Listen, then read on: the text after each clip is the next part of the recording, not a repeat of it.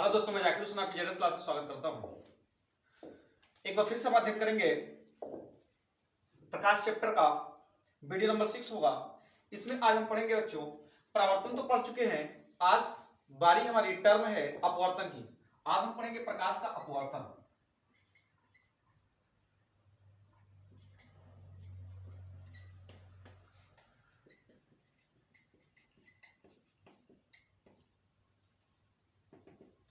देखिए बच्चों, प्रकाश का अपवर्तन का मतलब क्या होता है? अपवर्तन का मतलब होता है कि किसी वस्तु का वास्तविकता से हट करके दिखना, रियलिटी को ना दिखाना। जब वो रियलिटी को नहीं दिखाएगा उसी को कहते हैं अपवर्तन। आइए सबसे पहले हम देखते हैं बच्चों अपवर्तन होता क्या है। तो जब प्रकाश की किरण एक माध्यम से दूसरे माध्यम में जाती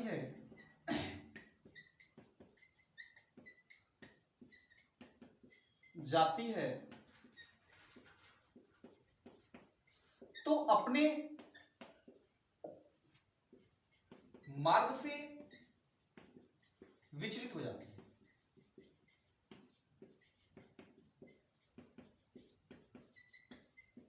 जिसे प्रकाश का अपवर्तन कहते हैं।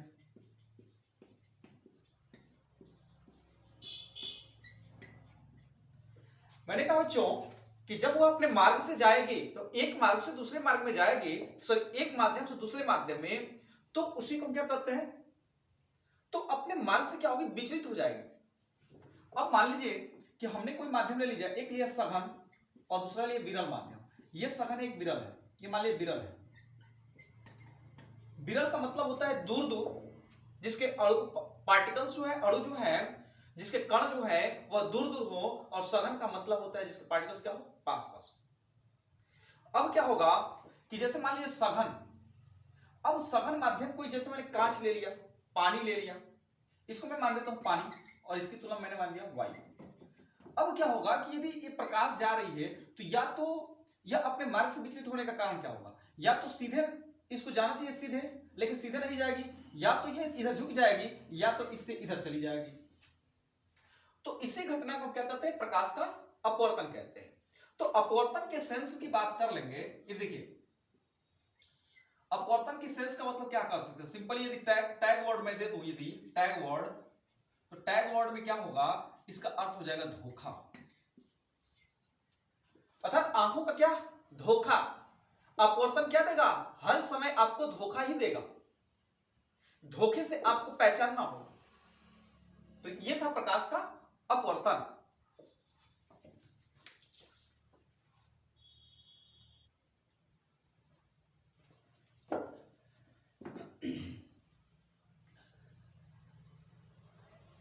अब देखिए बच्चों कि ये है विरल और ये है आपका सघन। अब मान लीजिए ये हो गया वायु, ये हो गया कांच या पानी। अब क्या है कि इसका नियम क्या है? देखिए प्रकाश चलती कैसे?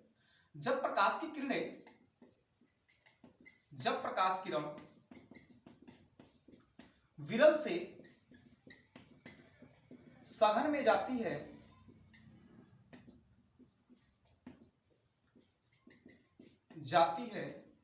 तो अभिलंब की ओर झुक जाती है।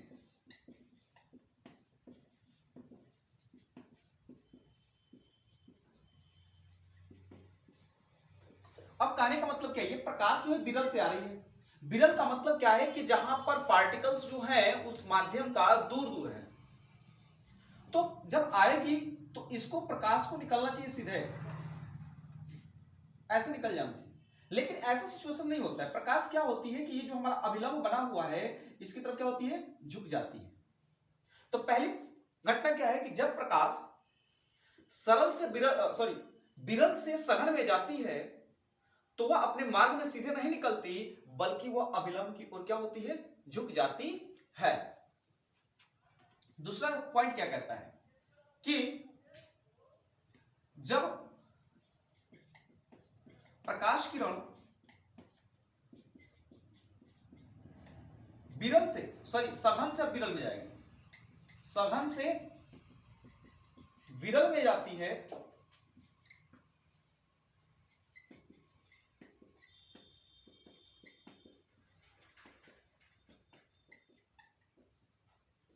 तो अभिलंब से दूर हटती है, अभिलंब से दूर हट जाती है। ये जो थे आपके दो थे। आपने देखा कि जब ये जाएगी, अब मान लीजिए कि सघन से प्रकाश की किरण ये सघन से जाएगी, यहां सघन है, सघन का मतलब बिल्कुल घना।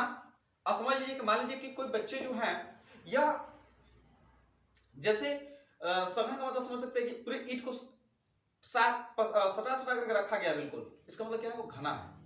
या घने जंगल को देख सकते हैं, पूरा पेड़ पौधा एकदम जो है एकदम सट कर एकदम आपस में है, पूरा अंधेरा जंगल है, वो क्या है, घना है, सघन है। और विरल का मतलब कि कहीं दूर दूर तक फैला हुआ है, वो है विरल। तो दो चीजें थी हम लोगों ने देख लिया, प्रकाश के अपवर्तन और प्रकाश से अपवर्तन संबंधित, ठीक ना, प्रकाश कैसे जाती है और कैसे दिखता है।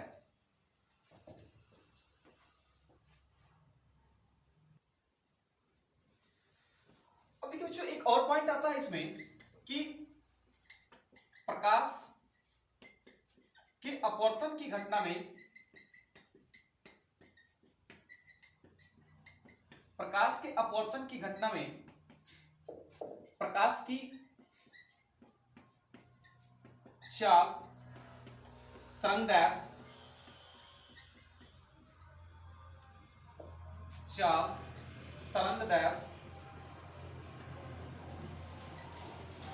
प्रकाश की अपवर्तन की घटना में जो होती है, ये आपकी प्रकाश की चाल, तरंगदैर्घ्य जो होती है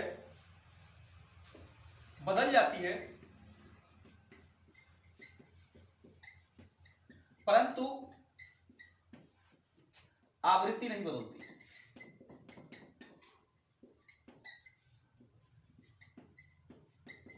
आवृत्ति जो है नहीं बदलती है। तो ये क्वेश्चन देगा कि ये बताइए प्रकाश की अपवर्तन की जब घटना होती है तो प्रकाश की चीजों में किन किन चीजों में परिवर्तन होता है। आपने देखा कि चाल होगा, तरंगदैर्घ्य होता है, ये बदल जाती है, परंतु उसकी जो आवृत्ति होती है वह नहीं बदलती है।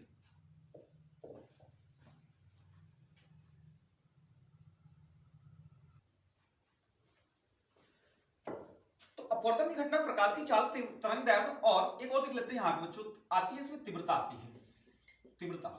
ये तीनों जो होती है बदलेगी, लेकिन आवृत्ति जो होती है हमारी नहीं बदलती है। बाकी सब क्या होते हैं, बदल जाते हैं।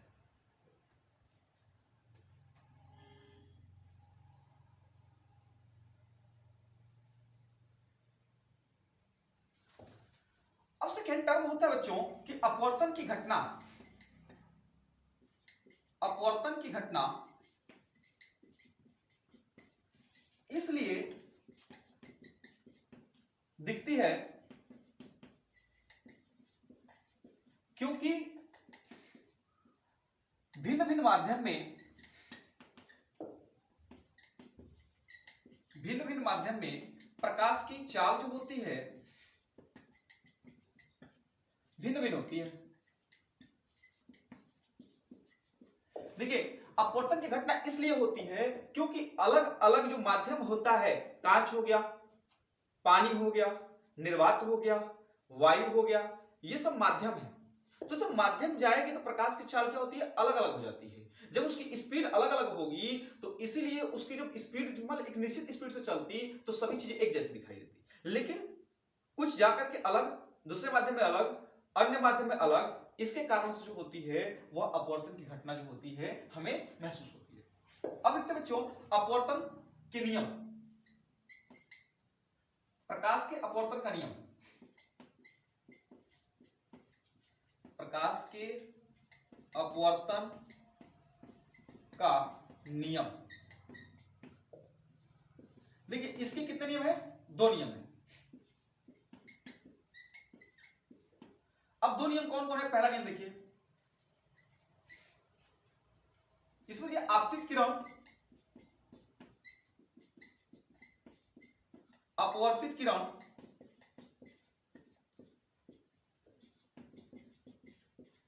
तथा आपतन बिंदु पर स्थित अभिलंब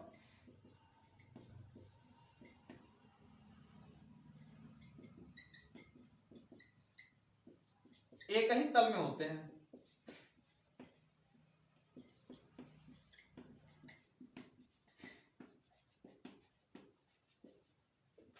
करें बच्चों कि आपतित किरण जो आ रही है, परावर्तित किरण सॉरी अपवर्तित किरण जो जा रही है, विचलित हो रही है, और तथा आपतन बिंदु ये एक ही तल पर क्या होते हैं, स्थित होते हैं। तो ये पहला था। सेकंड देखते हैं,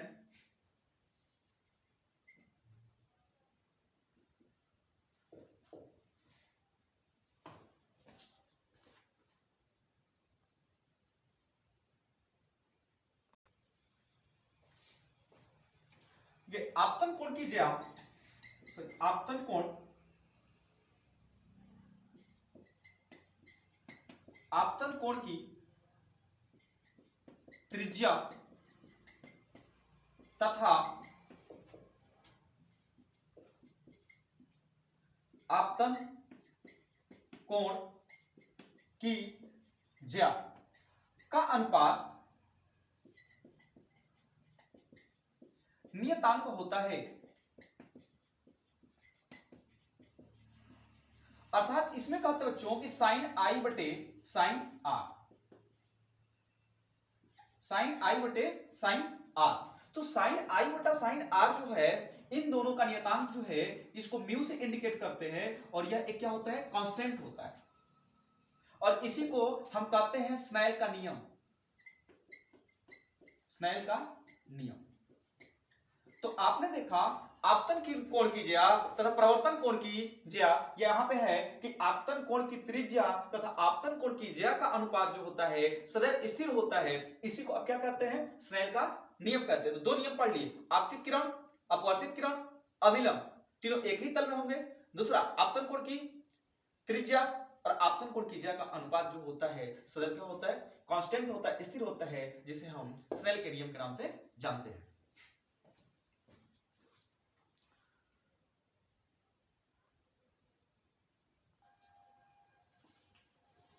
अब देखिए बच्चों, पढ़ेंगे निरपेक्ष अपवर्तनांक।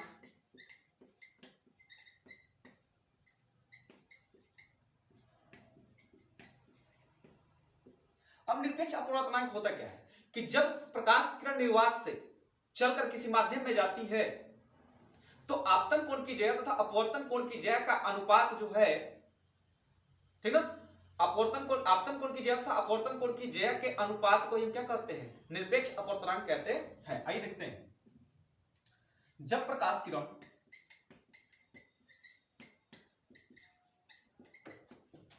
निर्वात से किसी माध्यम में प्रवेश करती है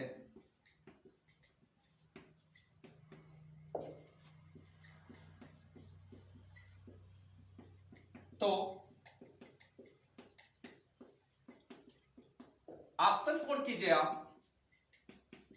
तथा अपवर्तन कोण की ज्या का अनुपात ही निरपेक्ष अपवर्तनांक कहलाता है। निरपेक्ष अपवर्तनांक कहलाता है, निरपेक्ष अपवर्तनांक कहलाता है। इसे हम n से प्रदर्शित करते हैं, n से रिप्रेजेंट करते हैं।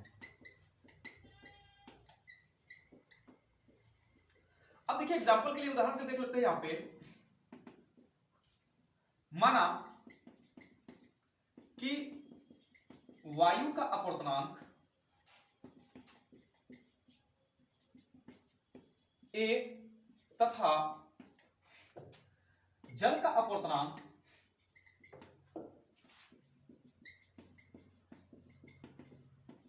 W है, तो निरपेक्ष अपवर्तनांक क्या होगा?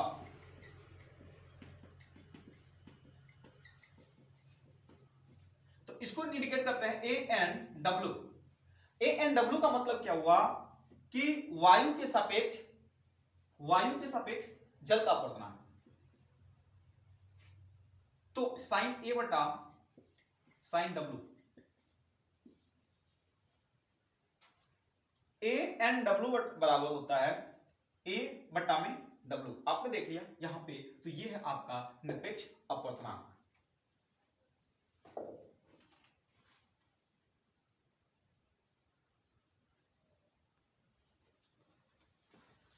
अब देखिए बच्चों, एक ही माध्यम के लिए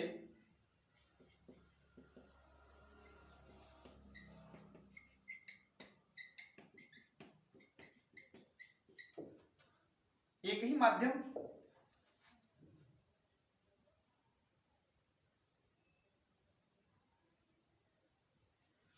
एक ही माध्यम के लिए अपवर्तनांक जो है भिन्न भिन्न होता है।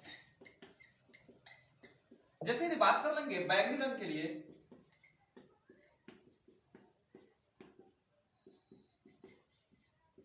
अपवर्तनांक सर्वाधिक तथा लाल रंग के लिए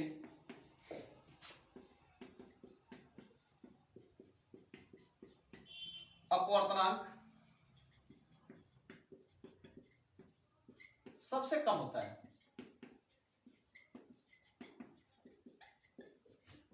आपने देखा कि माध्यम एक ही है। जैसे मान लीजिए हमने वायु को ले लिया, वायु हमारा माध्यम हो गया बच्चों। अब क्या है कि इंसान जो है गुलाबी रंग का कपड़ा पहन के खड़ा है और एक रेड रंग का पहन के खड़ा है, तो रेड वाले को हम देखते हैं कि बहुत दूर से ही देख सकते हैं उसको, जबकि गुलाबी वाला जो होता है बहुत थोड़ा सा नजर कम आएगा। तो वही कह रहा है कि बैगनी रंग के लिए अपवर्तनांक जो होता है वह कैसा होता है, सर्वाधिक होता है, जबकि लाल रंग का अपवर्तनांक जो होता है सबसे कम होता है।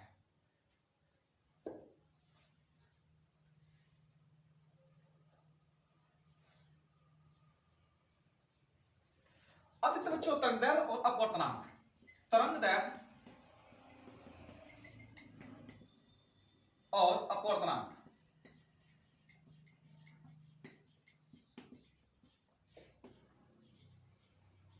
अब यहां पे आप देखते हैं बच्चों तरंगदैर्घ्य, ये नियम तो है नहीं बट थोड़ा समझाने के लिए बता रहा हूं कि प्रोपोर्शनल टू 1 अपान अपवर्तनांक।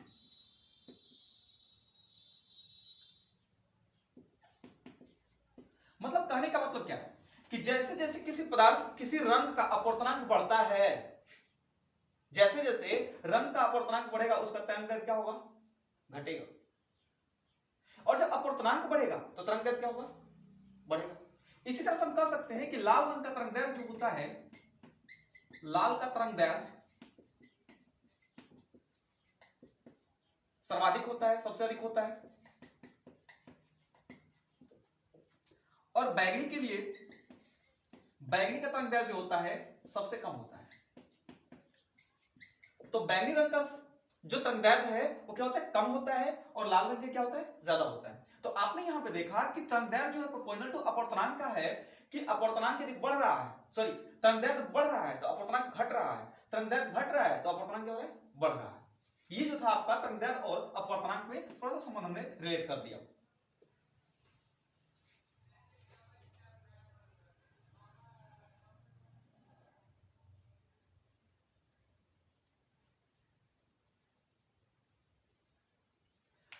अब बच्चों अपवर्तनांक व सघनता में संबंध, अपवर्तनांक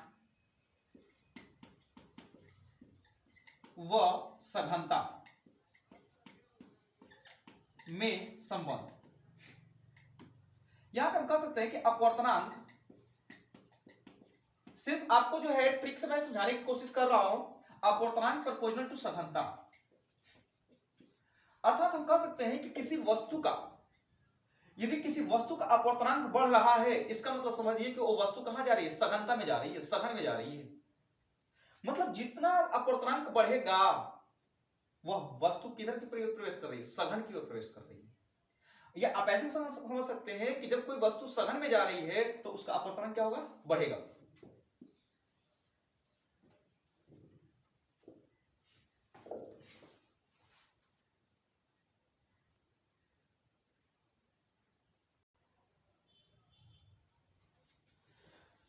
तो एक बार फिर से बच्चों बता रहे हैं आपको, मैंने पहले बताया था कि अपवर्तन अपवर्तन का अर्थ जो मैं अपने हिसाब से लिया था ट्रिक के रूप में, वह लिया था धोखा के रूप में, धोखा के रूप में लिया था। अब देखिए अपवर्तन का दैनिक जीवन में उदाहरण,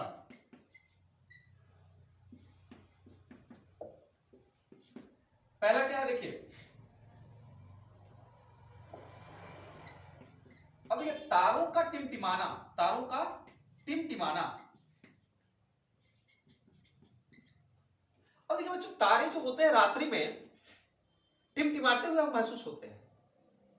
तो आप कहते हैं कि जो है छोटे, जब छोटे होते हैं बच्चे तो उसको समझ में आती नहीं है, वो कह रहा है कभी बुझ रहा है कभी जल रहा है, कभी बुझ रहा है कभी जल रहा है। हालांकि ऐसा नहीं होता, क्योंकि ऊपरी जब हिस्से में जाएंगे और निचले वाले हिस्से में तो थोड़ा सा डस्ट जो पार्टिकल्स होते हैं ज्यादा सघनता हो जाती है। तो जब सघन से विरल में जहां खाली जगह मिलेगा बिल्कुल आप वहां जाएंगे और नहीं समझ में आ रही तो सघन और विरल को समझ लीजिए।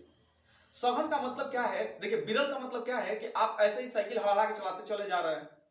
आप विरल सघन का मतलब ये समझ सकते हैं कि सघन का मतलब क्या है कि जैसे धुंध होता है, कोहरा होता है, शीतलहरी होती है, अब उसमें साइकिल चलाना क्या होता है, थोड़ा सा मुश्किल होता है, तो वह घना हो गया। लेकिन जब फ्रेश दिन होता है तो क्या हो गया, आपका विरल हो गया। तो वैसे ही कह रहे हैं कि तारों का टिमटिमाना, तो तारों का टिमटिमाना हमारे लिए क्या है, तारे तो हमेशा लगातार चमक रहा है, यहां पे क्या है हमारे लिए धोखा ही है। दूसरा, सिक्के का पानी में वास्तविक गहराई, सिक्के, यहां पे मैं एक और पॉइंट लिखता हूं, मछली, मछली या सिक्के का पानी में वास्तविक गहराई से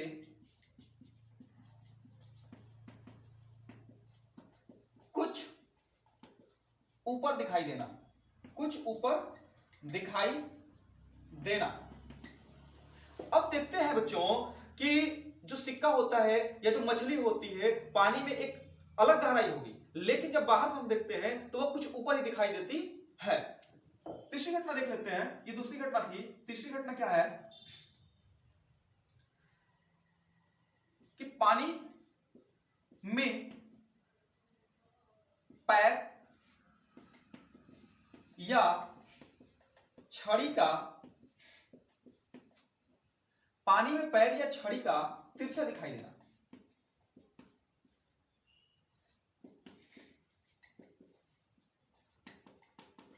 अब पानी में क्या होता है, हमारा पैर जो है जब हम नदी में जाते हैं या नदी में आप जाएंगे या किसी तालाब में जाएंगे स्विमिंग करने के लिए जाएंगे तो अचानक देखिएगा जब आप खड़े होंगे तो वास्तविक गहराई से सॉरी आपका जो पैर होगा वह तिरछा हुआ दिखाई देता है, ऐसा लगता है कि जो इधर उधर करके जोड़ा गया है।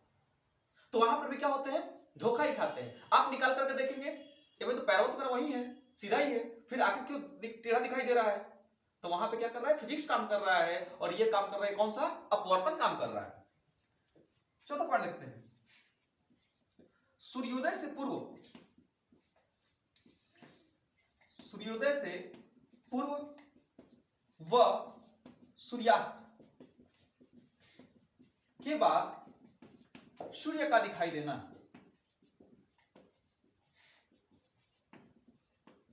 यह भी क्या है, हमारा धोखा के रूप में है, अर्थात वास्तव में तो ऐसा होता नहीं है। तो ये जो घटना थी, अपवर्तन का अर्थ हम धोखा के रूप में लिए हैं, और अपवर्तन का हमारे दैनिक जीवन में हमने अपना उपयोग देख लिया, कैसे हमारे यहां जो है दैनिक जीवन में क्या करता है, काम करता है।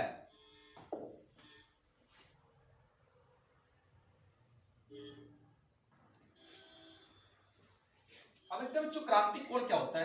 क्रांतिक कोण,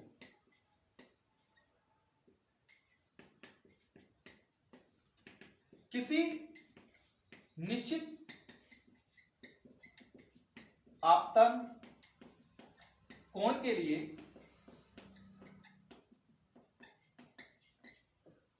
अपवर्तन कोण का मान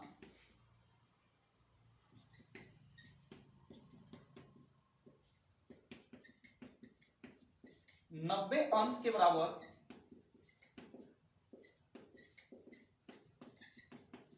हो जाता है तो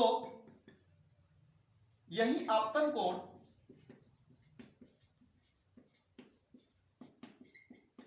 यही आपतन कोण क्रांतिक कोण कहलाता है।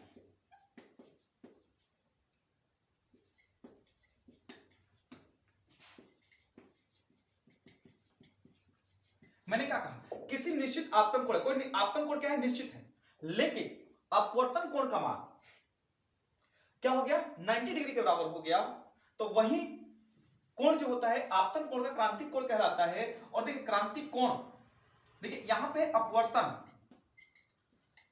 और अपवर्तन को यदि हम म्यू से इंडिकेट कर रहे हैं तो म्यू बराबर होता है 1/sin c, sin c, या इसी को लिखते हैं हम sin c इक्वल टू 1/μ। अब यहां पे हम कह सकते हैं कि जहां c अपवर्तन कोण, सॉरी क्रांतिक कोण है।